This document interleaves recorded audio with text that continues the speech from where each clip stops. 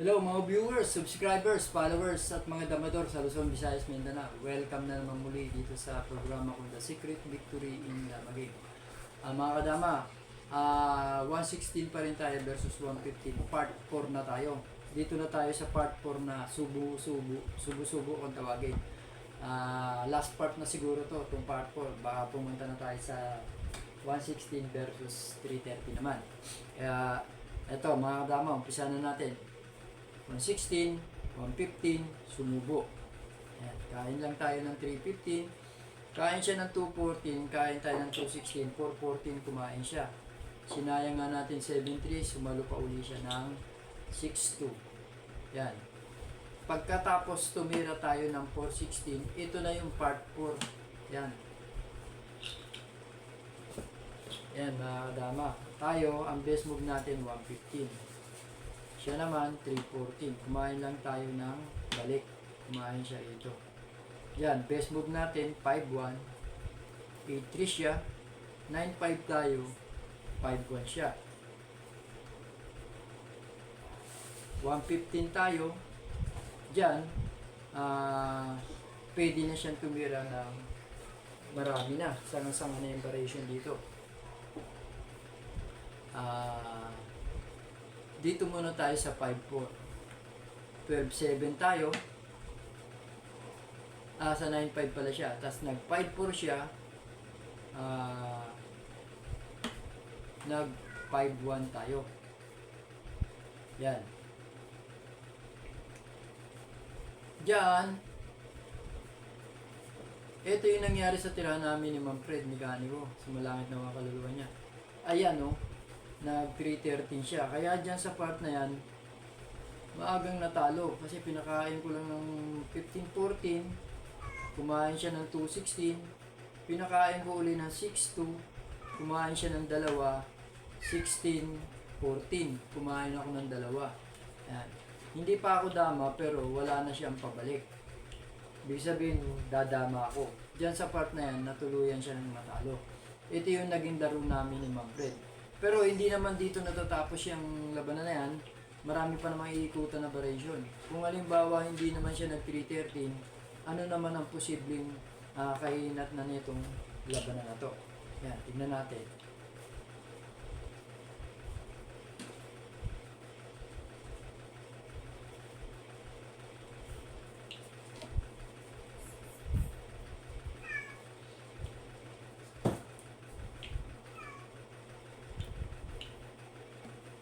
Yan.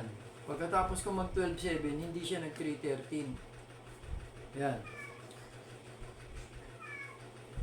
Halimbawa, nag 214 siya, obligado tumakip lang ako. Yan. At saka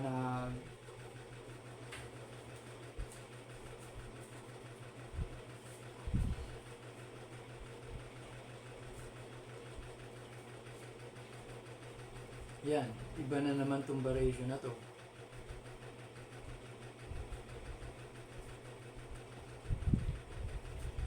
Nag 11-7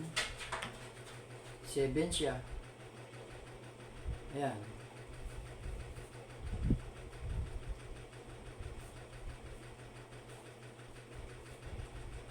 Dito, 340 na rin tayo. Ngayon, kung si 7-2 siya, posibleng susubuan na natin. O, ayan. Kumain tayong dalawa. Ibitin niya man yan, gaganon lang naman tayo. Yan. Yung pitcha niya, mga kadama, nandi dito na tayo. Wala nang posibleng pwedeng humarang dun sa dadaanan natin. So, sa ganyang posisyon, mga kadama, lamang na tayo. Mag 313, mag 314 man siya. Ay, gaganon lang tayo eh. 313 siya.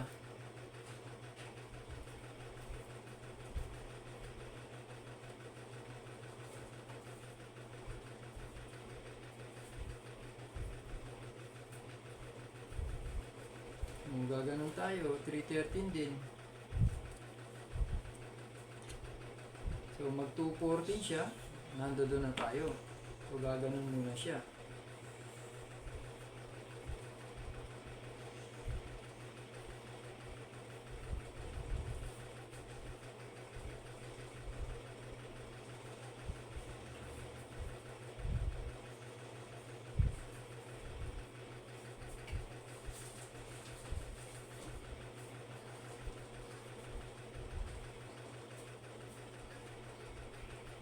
Pwede na dito.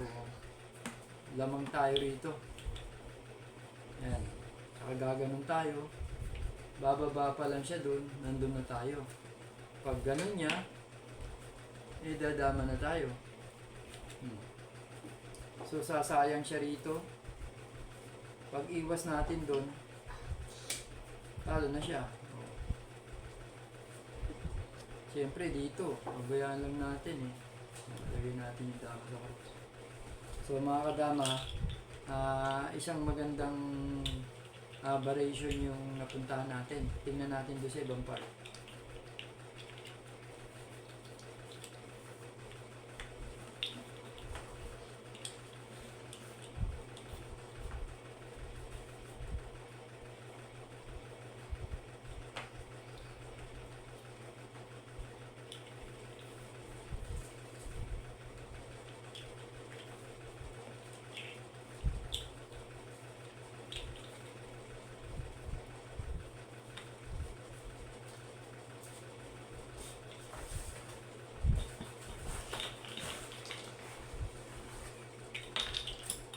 So yung nga,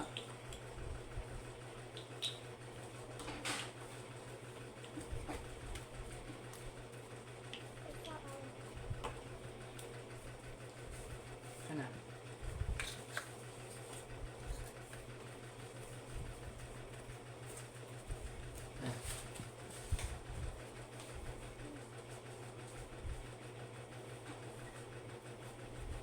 116, 115, sumubo, yan, kain-kain lang.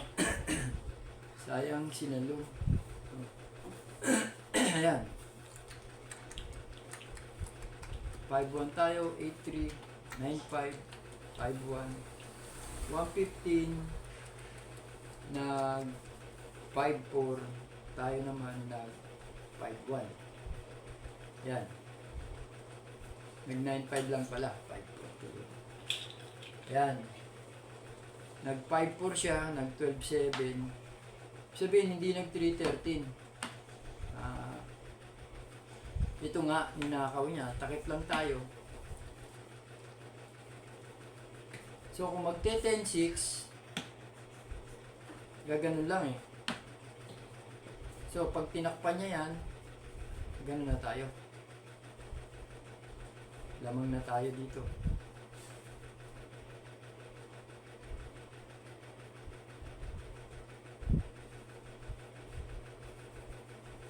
Ganon siya. Saglit lang ha. Baka tayo pa nalagay sa langanin.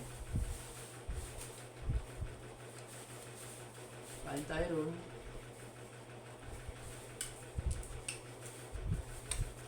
Yan. Kakain siya rito. Dadalawa tayo dun. Kung kumain naman siya dito, kakain naman tayo dun. Yan. Pakain niya man to. Kain tayo dito. Balik lang. Di baldi siya ng isa. So, maling 10-6. Ayan.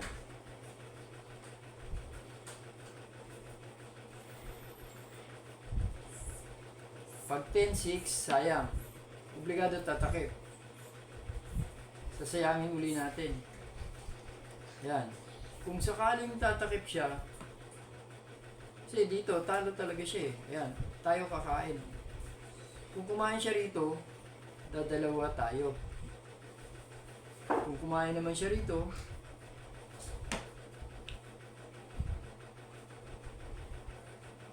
kakain pa siya rito, dadalawa na naman tayo. So, gaganunin lang natin. Pagkain dito, nandun pa rin, dalawa pa rin tayo. Kaya lamang talaga mga kadama. So mali talaga siya mag 10-6. So huwag na natin ipilit yung 10-6, mali yung 10-6. Yan. Pag nag 10-6, talo. Ngayon, ito nga yung kanina, 11-7. Kaya nag 3-14 tayo. Diyan, nalagay naman siya sa talo rin. Kasi kung dito naman siya, obligado gumano na tayo.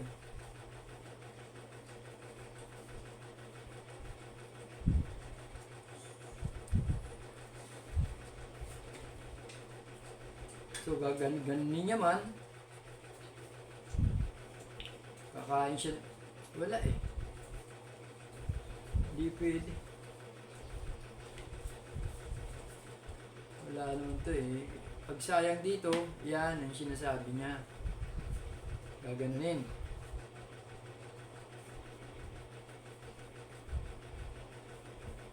Dapat babalbilikin eh.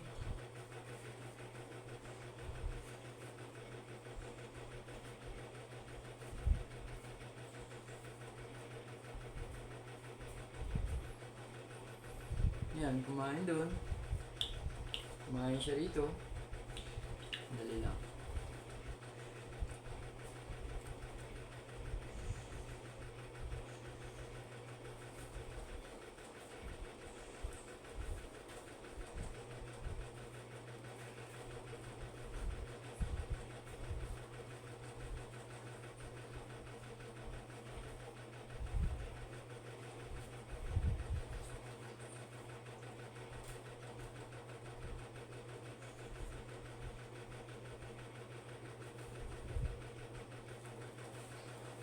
Iwas tayo, dadama siya.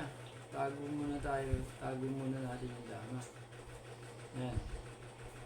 So yan, maluwag sa tablahan mga dama. Kasi puposisyon natin to rito eh. Oh, hindi naman siya basta-basta makakapasok. Oh, yan. At least, dyan sa part na yan, possible na magkaroon ng tablaan.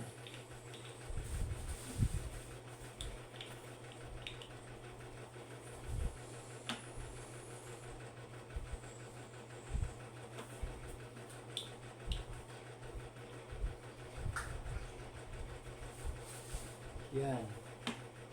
Ito yun. So, kung gumanon tayo kanina, may sabay pala siyang ganon.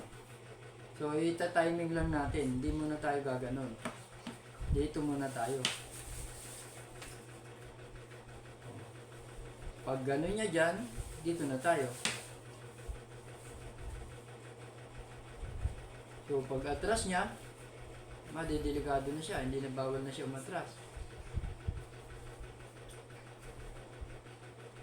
Oh, ito na lang. Abangan na lang, waiting na lang tayo rito.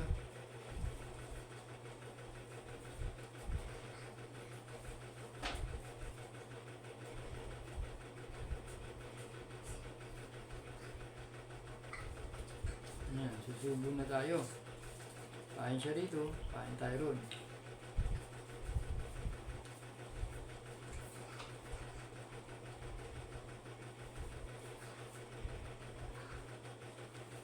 Ganun siya, 16-4 tayo, tsaka siya gaganon. Yan. Kita nyo mga kadama, maluwag na naman sa tablahan, pero lamang naman tayo ng bagya rito.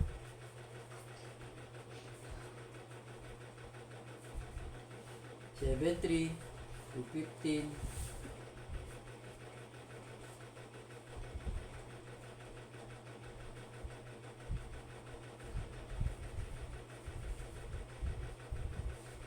Yan. 11-7. Pag 340 niya,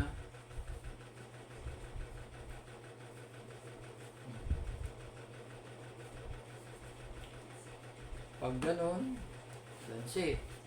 Kain eh, lansi. Oh. Kain dun, dama tayo. Mali. Dito rin, lansi din. Oh. Tatlo tayo dito. So, dyan, sa part na yan, posible rin siyang matalo kasi mali yung mga pinapuntahan eh. Punta rito, 3. Punta rito, ganun pa rin.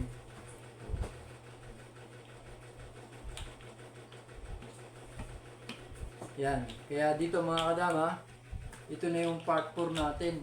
Meron tayong dinaan ng mga panalo rito. May talaga rin hindi may iwasan yung tabla rin sa ibang pagkakataon.